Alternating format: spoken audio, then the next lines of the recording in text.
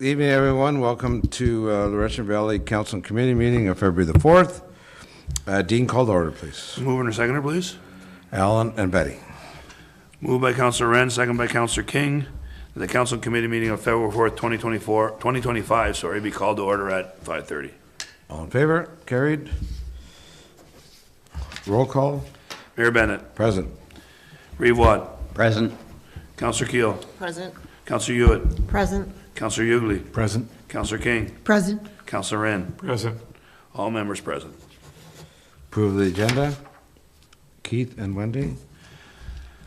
Moved by Reeve Watt, second by Councillor Hewitt. The agenda, Council and Committee meeting of February 4th, 2025 be approved as presented. All in favor? Carried. Disclosure of pecuniary interest. Councillor Jennifer. For the committee meeting 6A-C, report motion zoning bylaw amendment Z2024-12 for Goche. Okay. Any other disclosure? No, seeing none. Motion to open a public planning meeting. Brian and Jennifer. Moved by Councillor Ugly, second by Councillor Gauthier, that the Council of Township of Laurentian Valley pursuant to Section 34, 39, and 39.1 of the Planning Act hereby declare a public meeting open at 5:31 p.m. to discuss zoning bylaw amendment file number Z 2024-11, shower secondary dwelling unit and temporary use garden suite, and zoning bylaw amendment file number Z 2024-12, Gauthier B 136-24. All in favor? Carried. Okay, Laurie, please.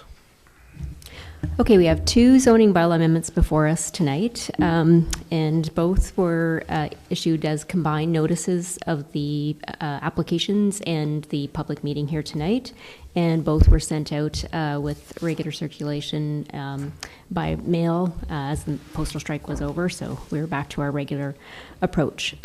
So again, the notice for the first item is Z 2024-11, and that is the shower zoning bylaw amendment. So this was prepared in accordance with sections 34, 39, and 39.1 of the Planning Act. And the purpose of this amendment is to permit the construction of a coach house style of secondary dwelling unit within the minimum setback for a dwelling from other lands on the same property that are zoned in extractive industrial reserve EMR zone. And then the existing primary dwelling is also located on the EMR. The amendment is also to permit a garden suite as a temporary use on the same property. So a garden suite is like a mobile home and is defined in the Planning Act as a one-unit detached residential structure containing bathroom and kitchen facilities that is ancillary to an existing residential structure and is designed to be portable.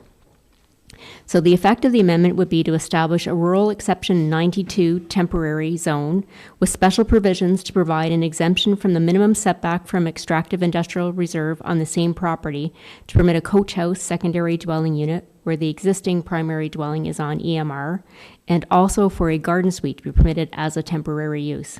The garden suite would be permitted as a temporary use until February 18th, 2045. The subject lands would also be rezoned from rural to rural exception 92 temporary. The lands affected by this amendment are known as 1721 Sandy Beach Road and are located within North Part, Lot 16, Concession 8 in the geographic Township of Alice, and is shown on the key map. And for those that are present in the room, it's also shown up on the screen on the aerial photograph.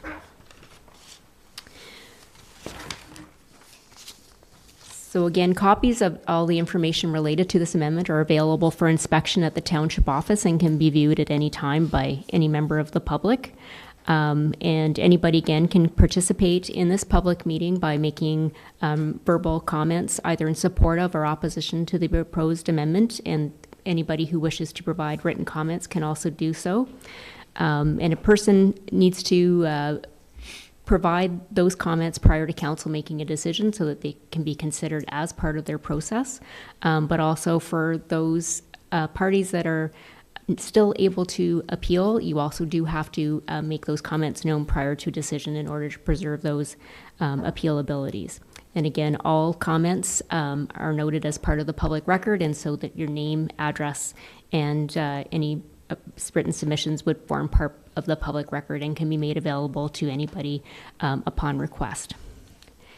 So again, the notices were issued out on the 10th day of January, and they were also posted as a courtesy on the township website for information. So we did not have any written comments received, and other than our normal public body comment from Enbridge, providing that there was no concerns. Thanks, Laurie. Any questions of council? Brian, and then Al. So this is 2 separate additional residences? Is there a limit to how many you could have? So in terms of, there is the requirement for the zoning bylaw amendment because of the temporary use with the garden suite kind of always does require that trigger. In the built-up areas with the changes with the Planning Act, if you were on sewer and water, there could be up to 3, separate dwelling units on each property. Because this is the rural area, we have that extra control point at this point in time. So it would be kind of up to,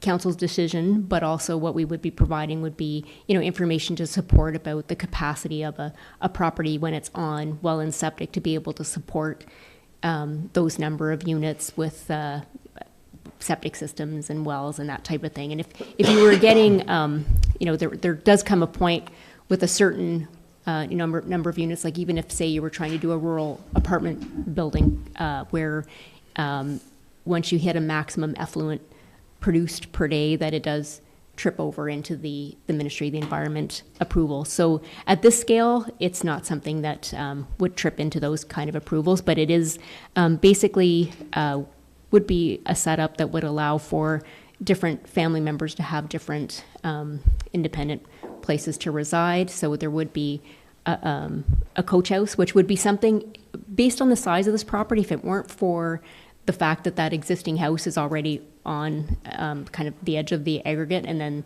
that this the coach house is being proposed would be within the buffer. If it weren't for those locational aspects, because it's a very large property, a coach house would have been allowed without having to come through the process. But then in close proximity to that, the other proposal is to have, as a temporary use, the garden suite, which is a mobile home that at some point in the future, when that's no longer needed to be used, that it would be eventually removed. But yeah, so that it would have capacity to support the 3 units. Al?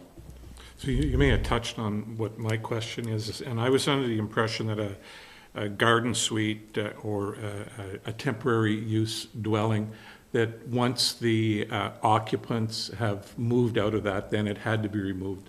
I don't remember ever seeing a date when it had to be removed. I thought it was if, say the occupants are done with it in 2035, then I thought before then that's when it would have to be removed. So the way that the Planning Act is set up, it allows for the maximum time frame for a garden suite. And so we always did have, with a temporary use, you have to specify the date.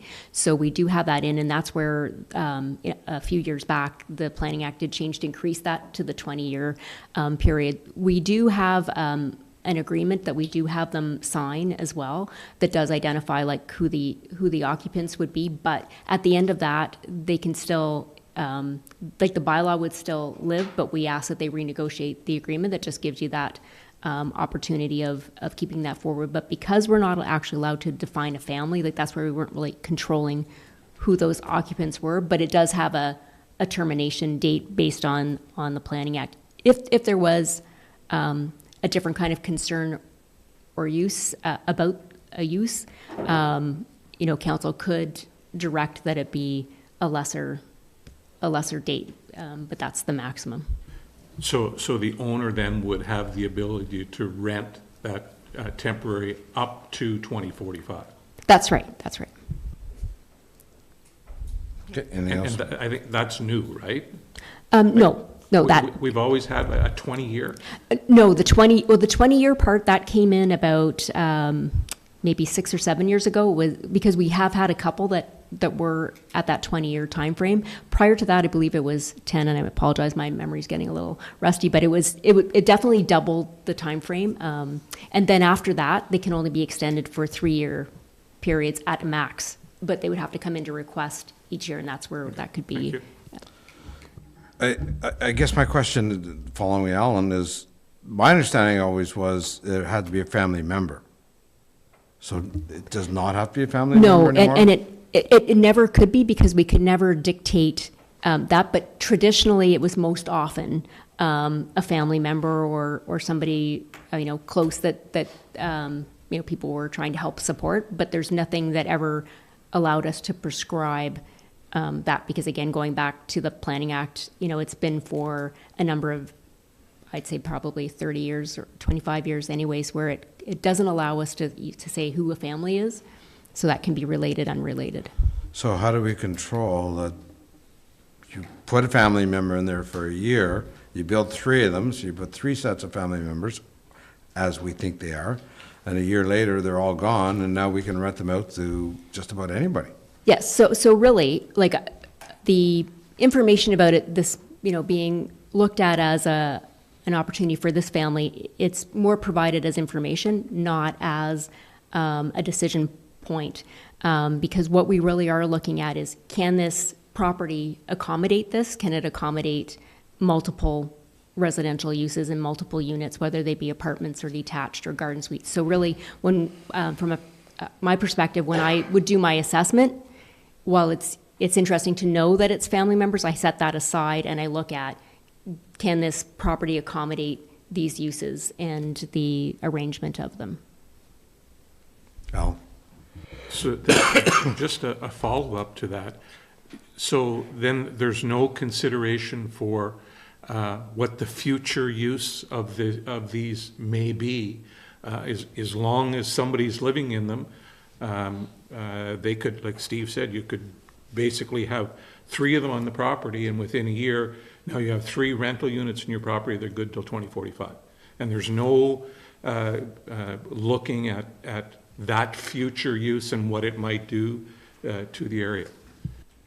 Well, the use it is the same use. So we're still looking at that it's 3 residential units, whether they're owner occupied, whether they're rented, it's that they're a full-time residential use.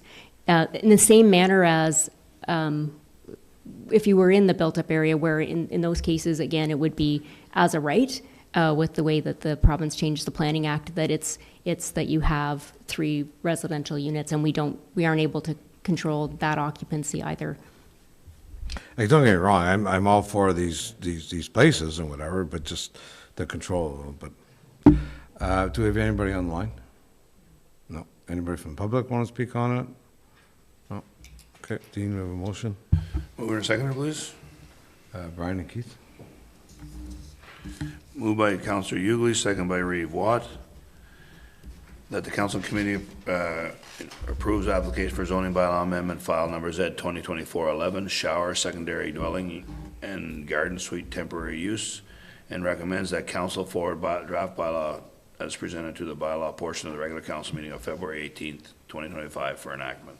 All in favor? Carried. Okay, second one, Laurie for Coche.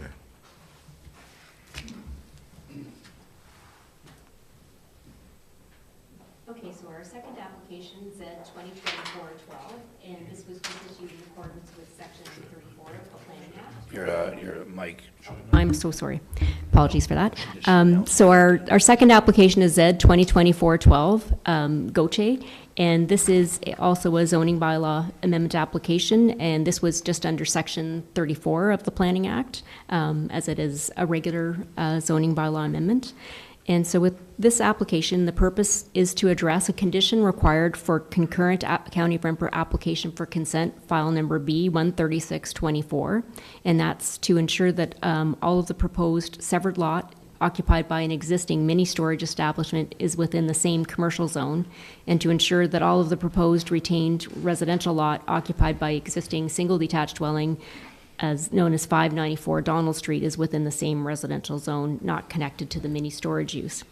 So the effect of the amendment is to rezone the rear portion of the proposed severed lot from residential 1, exception 12, to general commercial exception 7, and to amend the property description references in the GCE7 zone accordingly, and delete references to the R1E12 zone, and then to remove the provisions related to the residential 1 exception 12 zone, and then rezone the rear portion of the proposed retain lot from residential 1 exception 12 to residential 1.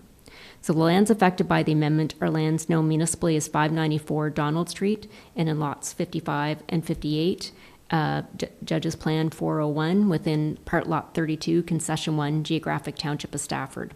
So again, information is available at the Township office for review related to the application file, including the draft bylaw, and anybody's able to come and take a look at that.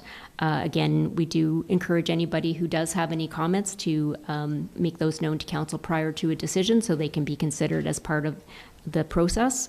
You can either make oral comments here at the public meeting tonight or provide written comments. And again, this is a public process, so that it is part of the public record when you do provide comments, and your name and comments and all the information included will form part of the public record and may be disclosed to anybody requesting that. And this notice was issued by regular mail on the 15th day of January 2025. Once again, we did not receive any written comments, and the only written comments from public bodies that we received were from Enbridge, again, advising of no concern. Okay, thanks, Laurie. Any questions of council? Alan? I'm just a little confused. Was this not all taken care of in the original severance when the mini storage was built? So this particular property, it was always part of the same. So with the other mini storage that the same family had owned, they had built it all together and then severed off the house. But for this property, it was always one parcel, and there was a site plan that was undertaken for the mini storage establishment, but they kept it connected, and that's where the parking for the mini storage was tied into the back part of the residential zone on kind of the back part of the house, but it's all one lot, it's all one holding. So this is why they are applying to sever now. They want to separate the business from the house, and so we're creating the unique zones for each so that they're no longer tied together with their zoning, because there was parking provisions in that former R1E12. So the back part behind the house was commercial and the house was residential, all on one piece of property? Yeah, so as shown within the report or on the map behind you, it's kind of like a hockey stick shaped parcel. Yeah. I know the property. Yeah, so that's all one parcel. Yeah. Was that whole chunk of property with the two homes in front of the 594, was that all one piece of property at one time? Including the storage unit, 594, and the two homes in front? The two homes in front have never been part of the discussion, so I think they were separate lots on a judge's plan as well. And again, these were old judge's plans, which is our compiled plans. They weren't plans of subdivision.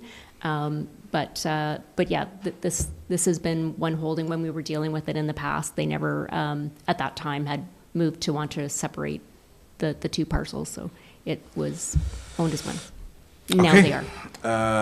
Anything else? Motion? Alan? Brian?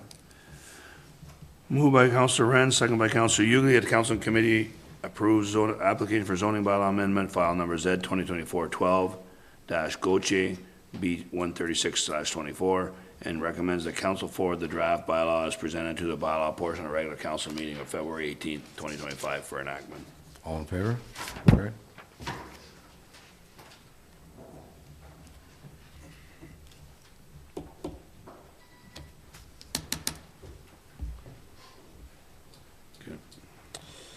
Motion to adjourn the public planning meeting. Wendy and Keith? Moved by Councillor Hewitt, second by Reeve Watt, that the council of the Township of Laurentian Valley hereby declare public meeting of February 4th, 2025 be adjourned at 5:50. All in favor? Carried. Motion, extend draft plan approval for Jackson. Laurie? Yes, so we do have one final request for extension of draft plan approval for Traxton subdivision. There's a high chance that this could actually be moot, that we may not need to do this. It's very, very close, all of the details for satisfying having the final approval issued by the county.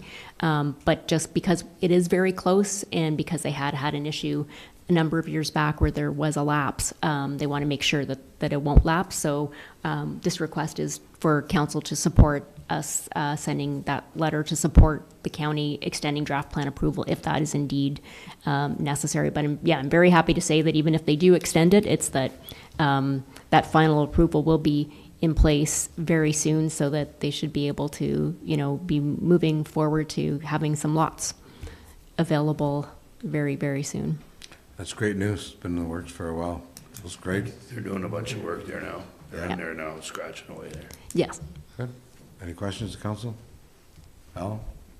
Not a question, but just maybe a comment, and Councillor Hughley has brought this up in the past, and it's something council, I think, maybe should take a look at in the future, that to extend these draft plans of subdivisions, we should be start charging a fee for them to extend them, so that maybe it's a bit of more of an incentive for somebody to move forward with one rather than having it just extended again.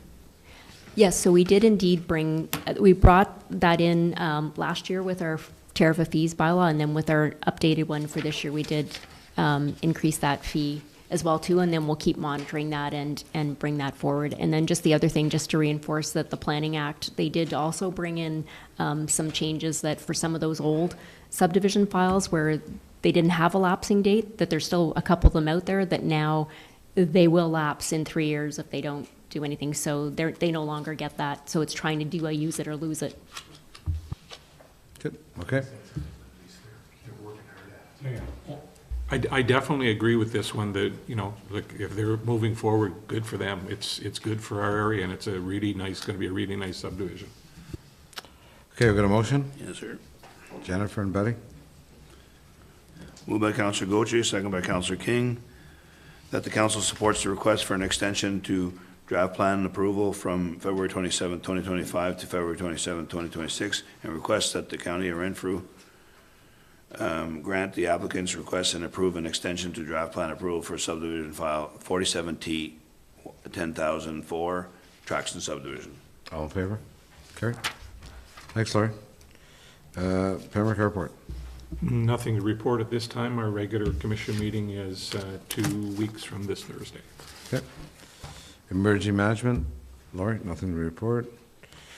Under business, Dean, strategic direction, summary? I'm going to pass to Laurie, I guess, Oh, in the that's sense fine. that she did most of the legwork here, so without me just stepping in here now and doing my thing, just let Laurie do it.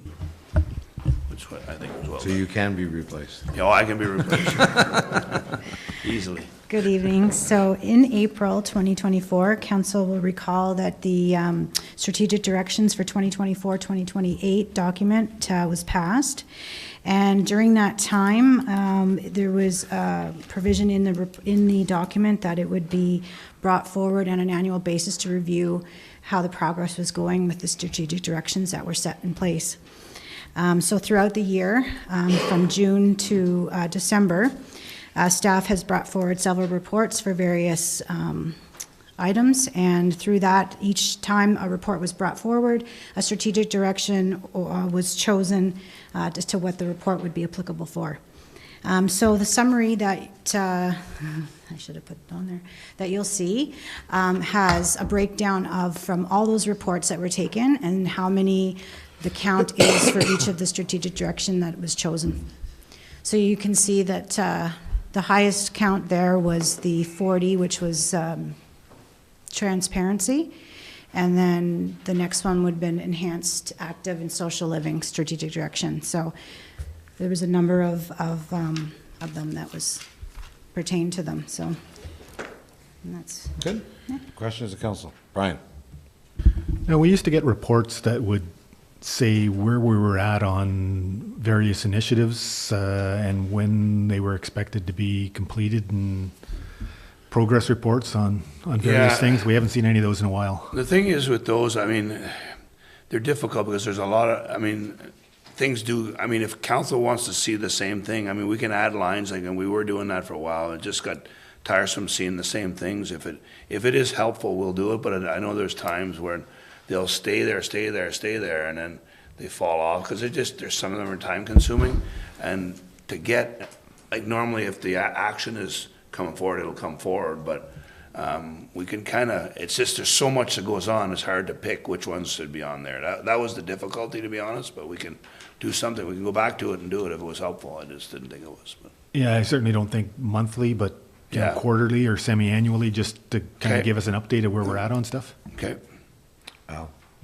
Just to add to that too, maybe it's, if we could know how some projects in the municipality are moving forward and what the timelines are. I know I'm getting asked quite a bit right now about our new gas station that's in the east end of town, on when they're planning on opening. It's a big development. Everybody is very interested in it. We don't really know where it is except for what we can see when we drive by. So it'd be nice if council was abreast of what it doesn't have to be the actual opening date, but what the planning opening date is. Just some of those things, some of the big things that we're getting asked for on the street all the time. Okay. Certainly, I can speak to that as I talked to Laurie today, and maybe Laurie can jump in here, that we'd already talked about the progression of the gas station was it's going to probably open in the spring. So that was kind of the goal, but maybe Laurie, you can give us an update on that. Yeah, we've only just got the updates actually from them today in terms of their construction timeline. So they are looking to reach out to try to arrange for something in March, but we'll firm that up just based on the construction timeline. So it's a little bit fluid with that. But with my report, I do try to include some of those types of items. So I'll just maybe flag them out a little bit more in bold or that type of thing as well too. We have some other ones where we aren't aware yet of the timeline that we're chasing. We're chasing more, and I don't know if part of it's kind of the construction world right now of things that are happening, that it's still not clear on their dates. Yeah, don't get me wrong, I'm just looking at what the plan is. I'm not saying we want the exact opening date, but just so we kind of have an idea of what the plan is, and we all know that plans change based on circumstances, so. We're hoping for a soft opening in March is what Laurie got today. So I know Chris is going to work on that, and so that's very good. Okay, so that was done. Chief.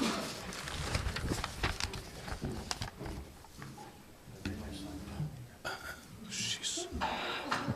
Who's got a sign? Pretty, Where do you get pretty the sharp sign? looking. Where do you get the sign? She's moving up. Where do you get the sign? Jeez. Fire Chief Tim, maybe. Add Tim at the end there. Jim, the fire chief. Yeah. Mike, yeah. Okay. All right. Hang on to the wood because it was a good month in January. Of course, Friday night kind of put an end to that, but still wasn't too bad. Excuse me, wasn't too bad. So, other than that, I don't have a whole lot to report. We're plugging away, My truck's still running, so. Any questions for Tim tonight? Just, maybe, Tim, I didn't get a chance to speak to you, but just maybe if you just explain the call on Friday night, like what manpower we had. Did we call anybody in mutual aid-wise or water or anything like that, or we did it ourselves, and what time did the call come in? Yeah, the call came in at 11:57, I believe it was, and we had 16 guys, and with that new tanker, we can keep up to the water. Especially, we were hauling water from Home Depot, the hydrant at Home Depot there, and so we can keep up that extra, the extra 800 gallons. It's hard to believe how much difference it makes. Now we can run 2 porta tanks instead of 1. Okay, so we're constantly keeping up, and it's made an awful difference. So, but no, it was.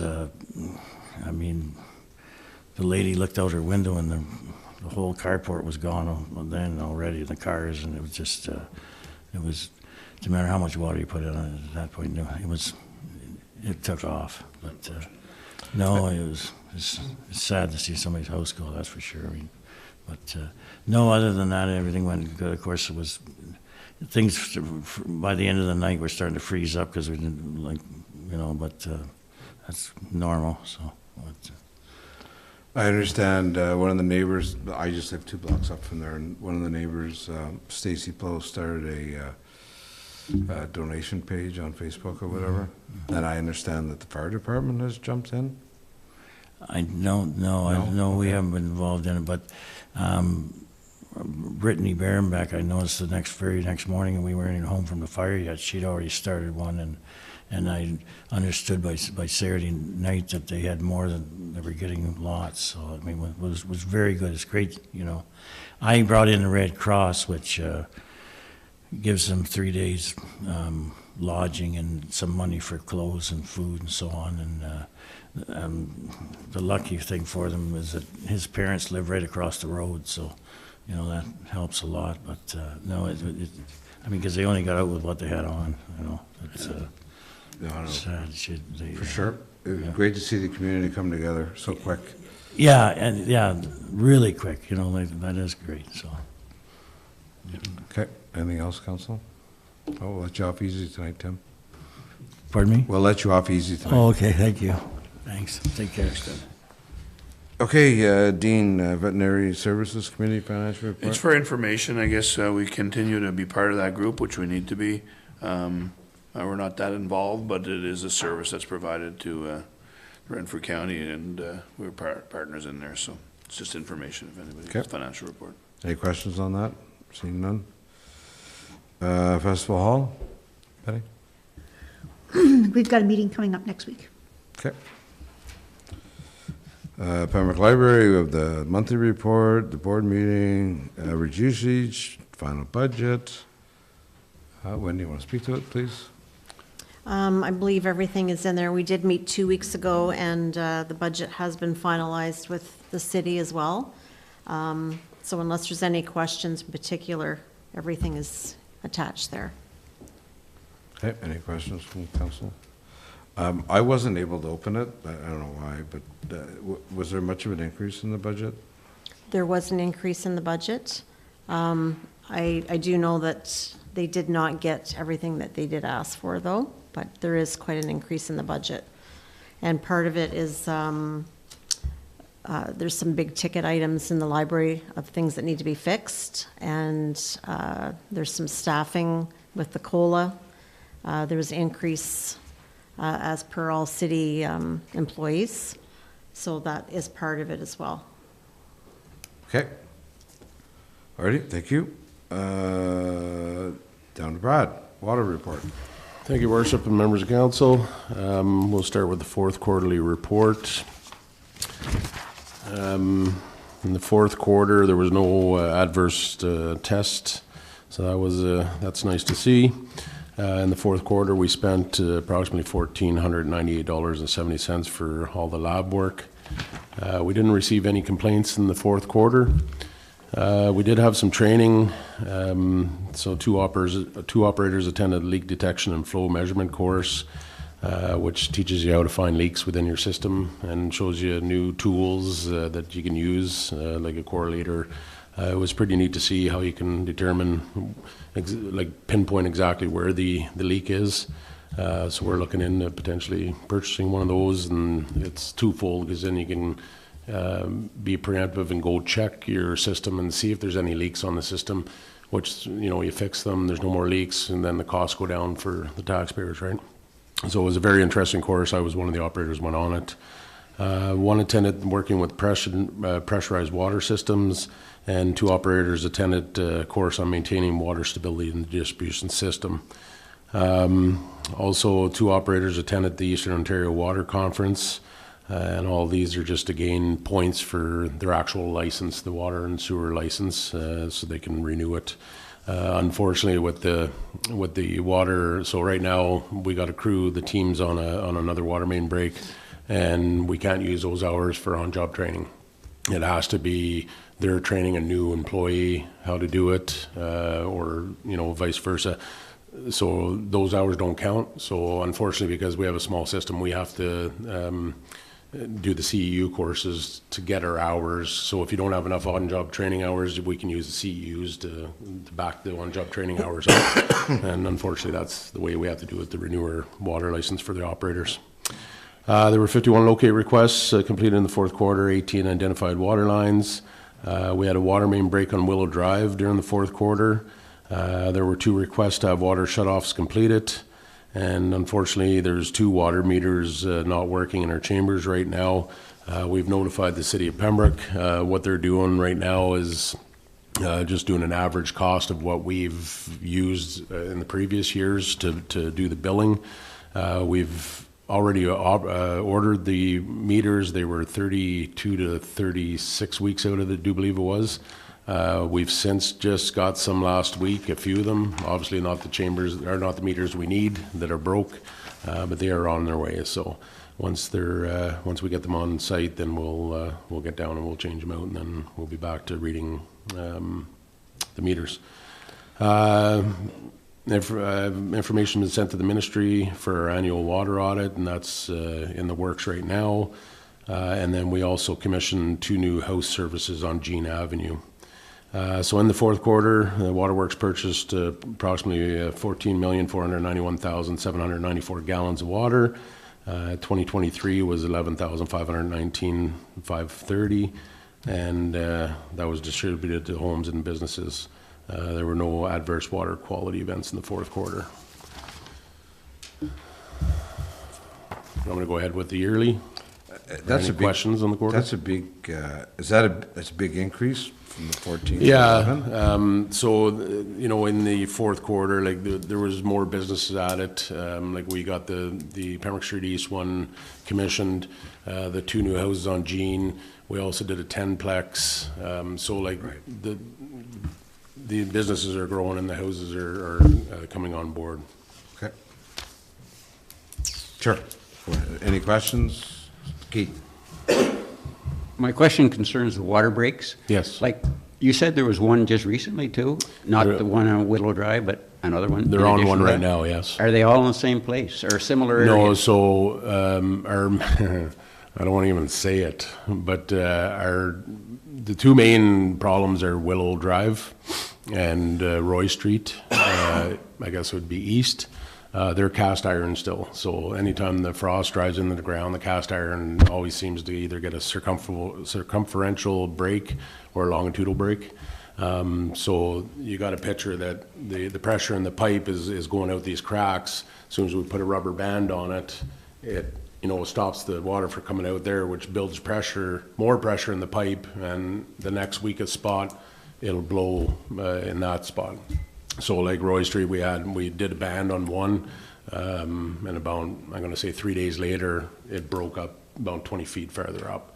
So we are in the works of, like in the next few years, hopefully, we are doing one more project to get rid of all the cast iron pipe and go to plastic, and so hopefully then we won't have these issues. Is there an average amount of time it takes to do that? Yeah, so the team right now has been on this water main break since 8 o'clock this morning, and I'm sure they're still going at it. It's going to take quite a bit into the evening. Generally, we can do it from anywhere from, depending on, soils and how deep it is, we can do a water main break 5-6 hours. It could last, 15, 20 hours. You know what I mean? So well, it depends on the depth and the material, frost, yes. It must get pretty expensive, the equipment that has to come in too to help. Yeah, so in the wintertime, we don't have a dump truck per se to haul material. And like we have an excavator, we don't have the dump truck. Because they're turned into snowplows now, so we have to contract out like a local contractor to come in for dump trucks and excavators, and then we get a vac truck in for the frost issue, because when he's sucking, he's also spraying water, which melts the frost, and it actually helps. The vac truck is like a key piece of equipment, because we can get down to the pipe pretty quick. If there's any surfaces in the way, like gas or bell, we're not going to sever those with an excavator. He can get down to the pipe real quick and and once we find out the break and if there's anything in the area, then we just open the hole up, right? So it's a very detrimental piece of equipment to help us. So, no, it's good to hear that it's in the foresight that looking after replacing that. I can't wait till it's all gone. Thanks. Okay. Okay, no other questions? I'll go to the annual report. So this is just a more or less wrap-up of all the quarter reports that I presented to you folks throughout the year. Again, there was no adverse test results in 2024. The municipality paid approximately $6,579.24 for laboratory services with Caducean in Ottawa, and that's where we send our samples down every week to get tested for E. coli, TCs, THMs, and AHAAs. The two complaints which were brought up earlier was the pink slime around the fixtures and the second complaint of brown water. Since then, we haven't got any complaints in those areas for either or. Laurentian Valley Waterworks has 3 operators certified for water distribution 1 and 1 OIT, and I'm the OIT, and I'm I just got to book some time to study and go down and write my level 1 exam, so that'll be coming up in 2025. In 2024, operators attended the following education courses: leak detection, flow measurement, ministry approvals, under pressure, working with pressurized water, mastering flow, innovative valve solutions for optimal performance in water and wastewater solutions, maintaining water stability and distribution systems, maintenance fests, a mandatory certification renewal course, and also the Eastern Ontario Waterworks Association Conference. All operators are on track to attain their hours to renew their license. Construction activities for 2024, Roy Street West water and sewer replacement was a big project. Luces did awesome. Anything we asked them to do, they did, and the project went really smooth, so that was nice to see. Commissioning of a new water service at the gas station on Pembroke Street East. That was McRae's that was doing that. They were great to work with as well. Anything we asked, they obliged us, so very nice working with the contractors. Commissioning of two new water services to houses on Jean Avenue, and then we commissioned a new water service for a 10-plex on Roy Street East. The hydrants and valves were exercised in the second and fourth quarter as per the operational plan. There were 9 customer service events in 2024. 2023 there was 11. January 9th, 2024, we did a saddle replacement on Roy Street East. April 10th, we did a new water valve installed on Roy Street West as part of the project. December 24th, 2024, we had a water main break on Willow Drive. And in 2024, the Waterworks Department completed 281 locate requests. In 2023, there was 230, of which 137 identified water lines were marked. The MECP inspector has been sent the paperwork required to proceed with the 2024 audit.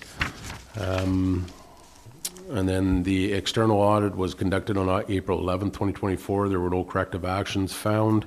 Opportunity for improvements were completed and revised, and an internal audit was conducted by Kendrick. Our external audit this year is in April again. I do believe it's April 15th, and so that will come down the road. Accreditation and licensing, the Waterworks continues to be accredited with the NSF, and the current accreditation expires in June of 2027. And also, we just got notified that our water license is due for renewal this year, so I'm working on that as well as we speak. In 2024, there were no adverse samples. Waterworks purchased approximately 50,386,485 gallons of water from the City of Pembroke, a slight increase in volume from the last 10-year average. A lot of that usage, again, was new houses coming on board. The biggest one was the Roy Street West project, because we were using a 2-inch water line to feed the houses. In the summer, the THMs can get high in pipes, especially when the sun's heating it or like hitting it. And it can also reduce the chlorines and residuals, so we had to keep that line running all summer long while they were doing the project. So that's why some of the reasons why the water was elevated. And that's it. Any other questions, Council? Thanks, Brad. Okay, thanks, folks. You got a motion? Alan and Jennifer? Moved by Councilor Ren, second by Councilor Gauthier. Thank you.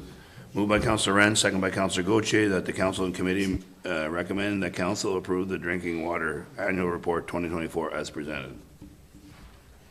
All in favor? Okay, hi, Nevada. You're not up yet, though, right? Am I not? I don't know. Are we? No, you just got your sub, no, you can stay there, you just got sub. Yeah, just, we got subcommittee, sorry. Okay. Our Valley Waste, I don't have anything to report right now. You're up, Pat. Nevada. Okay, so the report I'm presenting first is about the open water swim program at North Algona. Last year we did partner, and they had a pretty successful program. 89 kids participated, and we had 11 dedicated spots that we financially contributed, just over $1,800 to secure those 11 spots, and they were snapped up pretty quickly. So due to the success, they're back asking if we want to partner again. I do have some new information since I wrote the report. So they got, North Algona reached out to me and said that we have a credit from last year of $359, I think it is. Yeah, correct. So I guess if you do decide you'd like to partner and invest in this program again, we'd have that deduction. So our actual cost would be, I have that chart. It would be like just $1,783. Also, when I wrote the report, I wasn't able to talk to the treasurer, but I do now know that we do have another spot that we could fund this program if you choose to do so. When I prepared the budget for last year, for 2025, I wasn't even thinking of this program because the pool was closed, but now the pool's back and running. So my opinion on this is, I know we contribute to the pool, but it's also nice to have more opportunity for the residents. And I know the swimming lessons at the pool are limited and are snapped up pretty quickly. And I think there's a shortage of lifeguards everywhere and teachers. So it's up to you really if you want to invest in it again. If you do choose to invest in it, is it something that I should plan for next year in the budget? Just your opinion on your thoughts on that as well. Okay, Council, Betty? I believe that is something that we should put in the budget on a continued basis. If it's going to continue to be something that is going to be looked for or sought after by the residents. Before Nevada had mentioned about finding the extra funds, I was going to say that I know sometimes we don't use our whole budget for conferences, and I'd be willing to forego my conference budget to support that, because I think it's very, very important for the residents. Al? So I agree that I think it's very important. It's something that we should support, but my question would be for Sean, and maybe you can answer this. Do we foresee any kind of money coming back from what we put into the pool for the time that it was closed, that possibly some of that money could be redirected to this program? I guess some of the funds probably could because the way that agreement works is we basically get invoiced for the previous year, the following year. So with the pool being closed, there probably is savings there. But it's really hard because we don't know what the final bill is on our commitment to the refurbishment. So, yeah, I mean, if we're talking like pretty immaterial funds here, we can find multiple areas, I believe, where we could fund this program. Okay, thanks. So I would be in support of it, that we would move forward with it. Okay, Brian, then Wendy, then Keith. No, we didn't participate in this prior to the pool being closed. So No. So It's my understanding that it's a new program that North Algona spearheaded last year, from what I understand. I guess my question is, with the pool open now, will we need 11 spaces, or, they were giving us 11, do we need 8 now maybe, or because? Well, it's 11 that are reserved for LV. More people can like from LV can register, but we know that we have a dedicated 11 spots. But I'm thinking most people would probably want to go to the pool now that it's open. I'm not sure. I'm not sure about that, yeah. It's definitely a different way of learning in the open water, and I think the people that live further out, closer to that area, it might be more convenient for them to go, but I think from the people that joined last year, there were quite a few that were from in town, so it was interesting to see. But it was the only choice they had. Yeah, last year, yeah. Wendy? So the maximum amount that we can have is 11? No, like, there's dedicated 11, so they can't give those spots to anyone else. Okay, but so we could have more residents. Yeah, so that, okay. yeah, that's right, yeah. I actually did hear some positive feedback.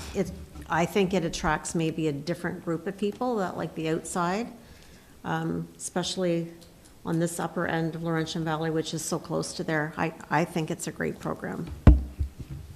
Keith? Was there an estimate of cost if they go to the Kinsman Pool to take lessons and learn to swim in comparison to this? I think so the cost to the participant for this program is $64, and the cost to do Pembroke, I believe, is $65. Okay. For our non-resident fee. So for our resident fee. in this area where we live with the amount of water bodies, I certainly think it's a great effort to support. To test your memory, Nevada, do you remember how many applied for those spots last year? No, they only told me when they were filled up, and then I said, can you share the addresses so I can see that they're from LV, and they did, and they were all from LV, but I didn't really get any more from that. So if there's more than 11 applied, then they have to pay for their own, correct? Or are we paying? No, the fee is the same for everyone. Okay. That applies. They're the $64. Each person using the program pays $65. We're contributing 17. Yeah, cold North spots for Algona ourselves. covers. We're partners in yeah. the program. Yeah, so yeah. No, for sure. I Okay. mean, we get to, it almost looks like we're part of the program, putting on the program, just the way they advertise it, but it's a lot, from just hearing what they went through last year, it's quite a administratively heavy program to run. So I think we're getting lucky with being invited to be a partner in this, so. One question about, I guess I didn't ask you before, but is there more than just a swimming lesson? Is it is it a morning day camp and they do a little bit of swimming and do something They else? had an event at the beginning Yeah. and then at the end, Yeah. but other than that, no. Okay, we have a motion. Mover and seconder. Wendy and Alan. Moved by Councillor Hewitt, second by Councillor Wren, that the council and committee approve the contribution of a partnership fee of $1,783.02 to North Algona Wilberforce for the 2025 Youth Open Water Swim Program on Lake Dory in order to reserve 11 registration spaces for Laurentian Valley residents. All in favor? Carried. So Chris isn't here tonight. No, His he's report away. is there. If you have Yeah. any questions, you can direct them to Chris and Dean. Nevada, you're back up again. Okay, so for my report, I just wanted to highlight the ice fishing derby that's coming up. Registrations opened up on Friday, and I already have 54 people registered to come. This year, Fit and Feisty are helping out with setting up and serving the lunch, and they're going to personally invite all their members. So I'm interested to see how many more people we might get this year. Normally, we have about 75 to 125 that attend. So yeah, it'll be interesting to see. They're going to set up a tent and serve hot chocolate and coffee and be there to help set up and tear down. And yeah, fortunate to have their support. That's great. So is there a maximum amount of people that are? Well, I do have a budget, so I can only feed so many people, but we'll see how many actually register. People can register until February 17th, and Fit and Feisty did mention that just depending on what the numbers are, they might be able to help in that area too, but we'll see. We'll see what what we have in our budget to support. Thank you. Any questions on Nevada's report? Okay, seeing none. Thank you. I had shared the minutes for our joint recreation meeting. That was in September. And I just wanted to mention that our next meeting is going to be this Monday at 6 o'clock coming. And the last meeting, just looking at the minutes, you can see that there was a lot of discussion, and it just seems like people are starting to get to know each other. They're getting more comfortable, and they're like, Betty can attest to that. There's definitely more conversations happening and more sharing of ideas and resources. So it's pretty much turning out the way we hoped it would. And so Nevada, did you get a good variety of different clubs attend-wise? Like, I know we had one a couple years last year. Yeah, no, they all ski show club, up. Not so much the all ski our club, clubs. but all of the recreation facilities. Yeah, right now They have great, everyone has a member that's there, like, they're all represented. And as she said, there's a lot of shared ideas. So That yeah, is a they turn out really well. question, actually. So it is only, I've only extended the invite out to our committees that run our parks and recreation centers. Is there a thought to open it up to outside sports Well, I know when committees? we first started this, it was open to all the rec groups within Laurentian Valley, Okay, which had cycling, yeah. the cross-country. I was asked about the cross-country group and if they could come, and I wasn't sure what to tell them, because right now it's just our committees, but if you want me to open it up, I can try that too. I would think maybe there would be a positive feedback from the rest of the ones that work there. I could mention it at the next meeting and see what the feel is See of the the group, committees. yeah. Like, Yeah. it's the volunteer group, so we certainly don't want to tell them how to run it, and you're coordinating it, but maybe get their feel on, should the other clubs be involved? Yeah, I'll do that. Okay, if council's okay with that? Okay.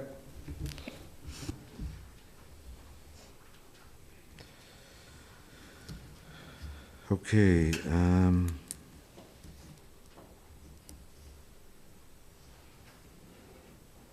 so the Volunteer Recreation Committee, okay, that's what we just did. Friends of the Disabled.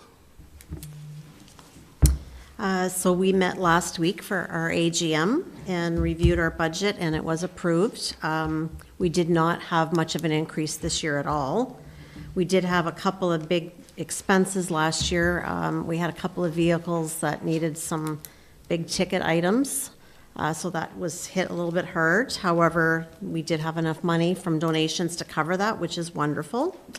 And the formal grant process will be coming forth to council that we do every year.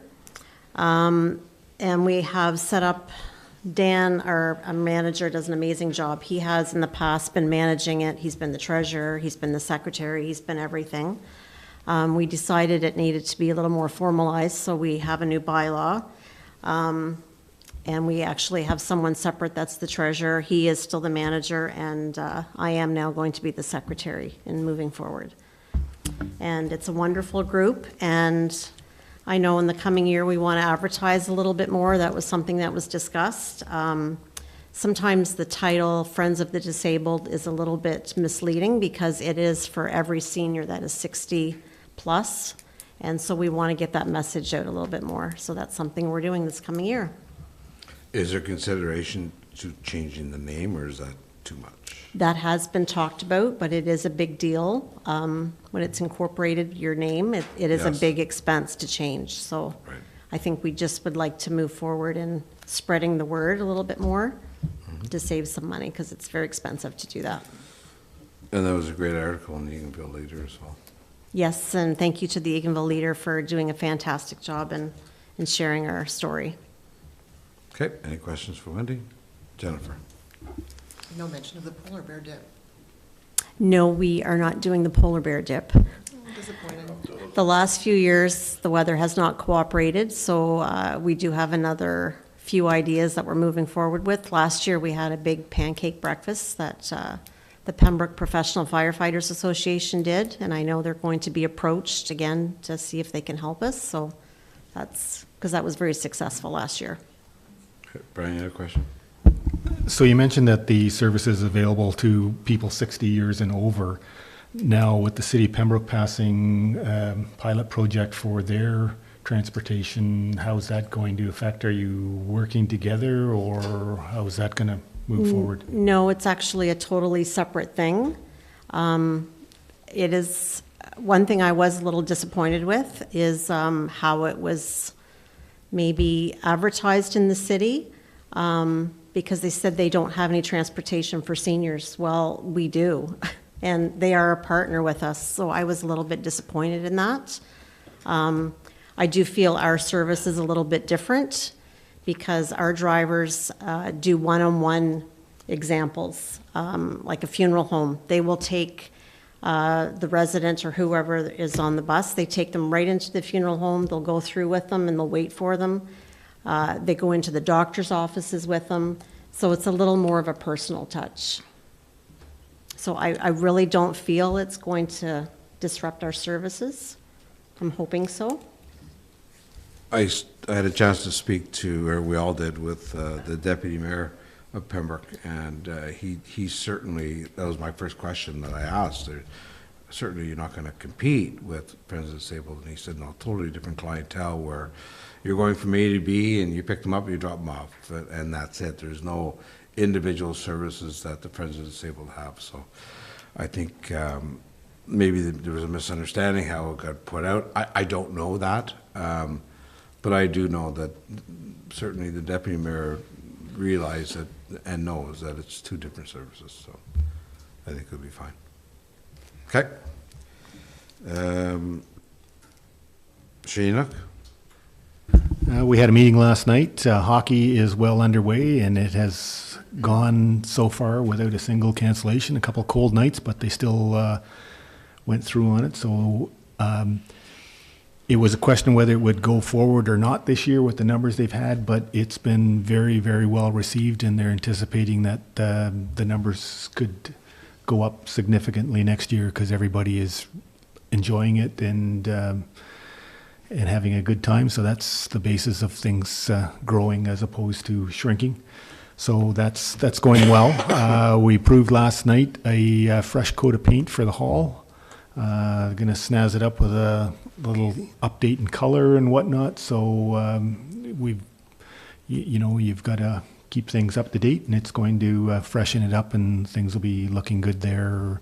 Just have to find a date in between bookings to get it done, but hopefully within the next 6 or 8 weeks that'll be completed because the bookings are coming in pretty good for the hall at this point. Good. Allison Fraser. It must be the year for painting. We're also looking at getting some quotes to get the upstairs and the hall freshened up and painted. I guess it's been a few years. We just had our winter carnival. Some of the days, the family day was wasn't as tended as well as we would have liked. But I guess there was a junior hockey, kids hockey tournament, I think in Arnprior somewhere, which took some of the numbers away. And it was a little cold, and with the flu and everything else that was going around. So we were hoping that we're going to use that for an excuse, and we're going to stick to that. But our bingo was phenomenal. Our trivia was phenomenal again, as usual. The beer yoga seemed to go off okay. And I believe Wanda's event, the Fit and Feisty event on the Thursday, was well received as well. So another good, successful carnival in the books again. And we just went over our rates. Some of our rates have increased, so I think we've put those on the website now for people. We've got another meeting coming up in a few weeks. Good. Now, I've been away, so I did miss all those events. I was out of town, but I don't hear any bragging rights for the trivia night, so. No, I didn't take it even nobody in the room recognize some of the winners this year. That was, I all can kinds of tell new you faces. that I know of one team that was 1 point out of third place, okay? I know one team that was in third place. Okay. Okay, thanks, Betty. You were cheating. Oh, I wasn't doing Forest anything. Lee, nothing to report. Pleasant View, nothing. Stafford, Jennifer, Four Seasons, Mark, maybe an update from the, Sure. So it's we've been open for several weeks now, and sort of like the Shady Nook hockey, we haven't had one day closed since we've opened due to weather, which is great. Was not the best year all around for any outdoor winter activities, so it's nice that things are making a comeback this year. We did participate with a couple of skating, snowshoeing events as part of the carnival, partnered with Allison Fraser. We've got some events coming up in the next couple of weeks that we're just trying to finalize. We've hopefully getting a meeting scheduled for our executive the next week or two, which will call an election and probably get some new recruits on our executive, or that's our hope anyway. And then I guess kind of already looking ahead and planning for kind of 2025 and the Halloween event and some of these kind of moving forward and kind of where some of that stuff sits in the time that it takes. And I think it's just, hopefully getting some people on a subcommittee to run that event and help it kind of keep it moving forward. okay. Fit and Feisty, Keith? The Fit and Feisty group is still rolling well, and they step wherever they think they can be of assistance. And like we heard from Nevada earlier there tonight, that they've joined with her and hope to make it a better day at the fishing, ice fishing tournament. So they've got an O Canada trip planned that's down to Ottawa for a meal and a little bit of play and entertainment, and I don't think there'll be a seat left on that one either. So no, they're doing very well. Good. Okay, down to County Council. Any questions for Keith, or Keith, want to comment, or? Just a couple of things to let you be aware of, and some of the staff may be also aware. So January, we started committee of the whole meetings. Instead of having your committee meetings, it's just committee of the whole, similar to what we have here, and seems to be working well. We have budget day coming up this Thursday, and I guess the first two meetings, they included the budget section for those committees on each of those days, so it took out a little extra time, and look forward to hopefully coming up with a good budget. There was two recommendations that I make you aware of. The first one had to do with they have directed staff to seek feedback from the local municipalities regarding a draft policy on the community safety zones. So in the community safety zones, of course, it's an increase in the speed fine, a fine for that, increased speed. And there was a couple of municipalities that have already put in a resolution to have that in their community, one in Aaron Pryor and one in, I think, McNabbit and Braeside. The second one was the direct staff to return the rationalization report to Aegis, redo that study. There was a meeting December 12th with all public work managers and road supervisors, and feedback was selected from those people, which changed considerable amount of the criteria. So they felt that it was best to return it and have them redo it. So that will be coming up back in the near future, and I'm sure Mark wants to make any other mention of that, that's fine too, but I know he was definitely involved. Okay.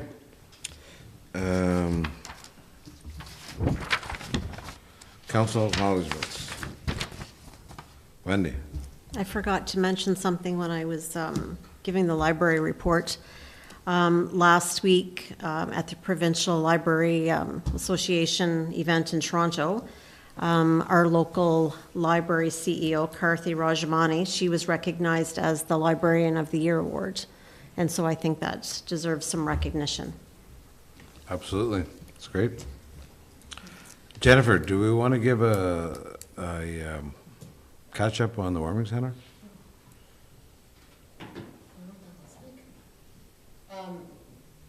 So I could say that. Oh, you have to turn your mic on. It is. Oh, it is on now? Okay, you just wave me on. When I went to the meeting, they wanted me to take a stack of them, so that's what I took. I don't know if we are to leave them here if you want to leave them at the front counter. It literally just shows the warming center and the address and the people, like the sponsorships in the back. Oh, well, these you can pass them around, somebody could have a look, or.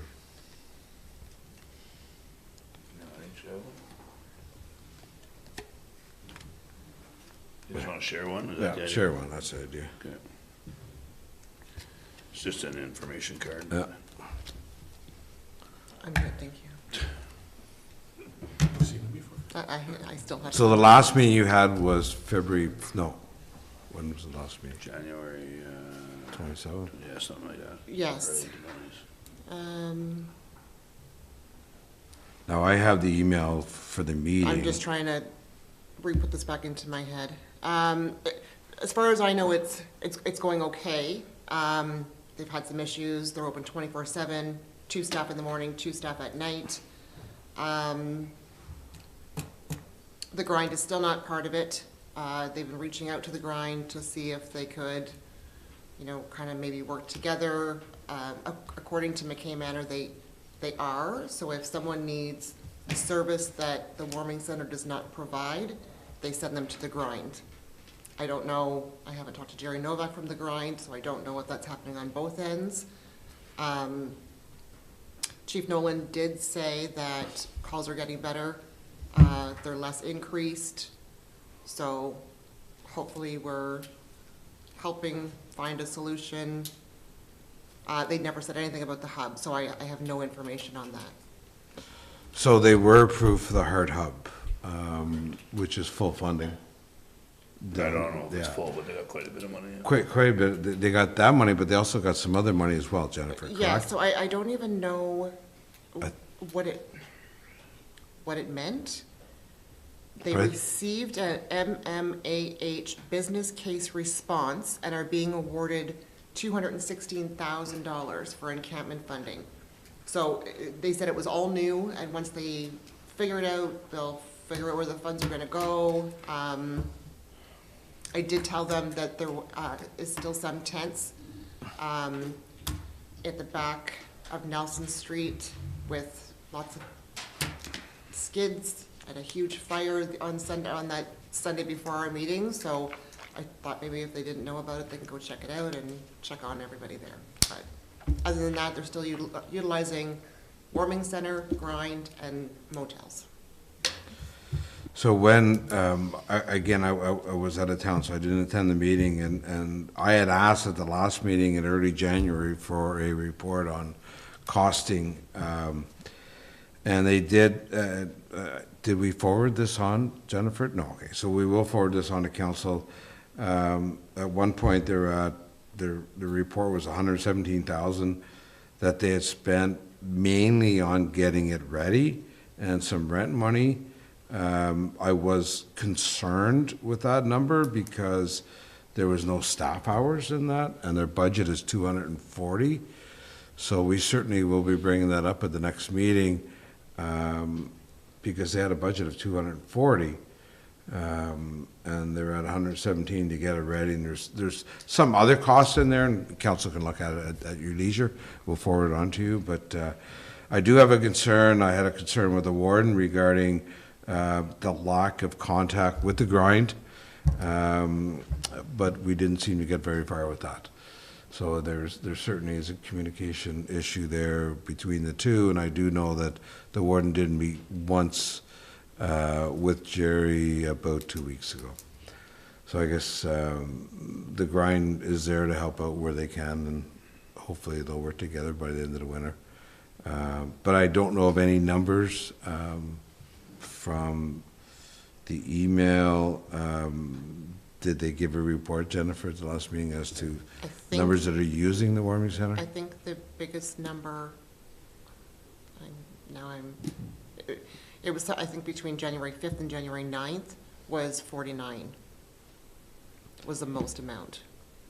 So as of this meeting date, it said, the meeting date was January 6th, and as of January 6th, they had 39 consistent visitors, 121 visitors in total, and 83 overnight stays. So that would be basically for the month of December, because really only opened the beginning of December, right? Yeah, and that's just on their report. It doesn't say if someone stopped in for an hour and got warm and then left again, or it doesn't give, so we don't really know. We know that however many people went there, that we don't know if they stayed for how long.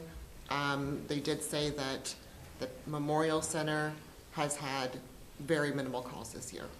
So we're doing something right by having it open 24 hours.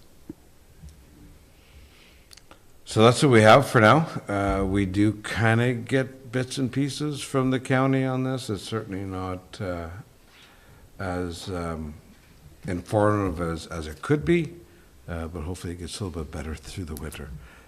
Any questions? Keith?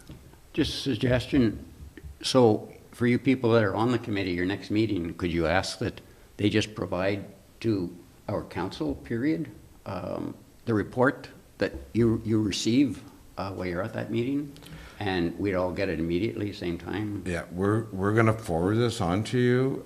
The meeting was January 27th, and again, I was away, and I think Jennifer and I had miscommunication to let council know, but we'll forward this email to you right away. So, but then when we get the next itinerary for the next meeting, we'll forward to council as well, and then we'll do a follow-up at the next meeting. Yeah, like we literally get this report the Friday before we're ready to go. Understood. Thanks. And So we got it last Monday, is when it, or no, about a week and a half ago, and this is the only one that we've received. so far. So there needs to be a lot of updated information. So hopefully we'll see that for the next meeting. Wendy? So I just want to have some clarification. So this is a program run by the county, correct? Correct. So why wouldn't our county representative be getting a report? Because the county's running it, but the committee is formed of the 3 partner municipalities that are involved and county staff. So it's, I guess it's a branch meeting from the county. So none of the county council representatives are at these meetings. Okay, thank you for clarifying. Okay. It's like ambulance, police, McKay Manor, anybody that directly works there or is affected. Involved day to day, plus Petawawa, Pembroke, and Laurentian Valley. Keith? I have one other item that I just wanted to mention, and I should have, when I was speaking to it on the community safety zones, I did ask, because of these fines, they go to the provincial offenses, the county, and to the city of Pembroke. The city of Pembroke's going to, they're involved in this. There was an agreement made years ago, and I think going back to when Mr. Eric Ashik was involved. And if we go ahead and we have submissions, if the city was involved at that time and they changed, maybe we could receive additional funds that way at that time too. So maybe that's some input the municipality could send back in the feedback. Okay. Anything else under council acknowledgements? Okay, seeing none, Dean, adjournment.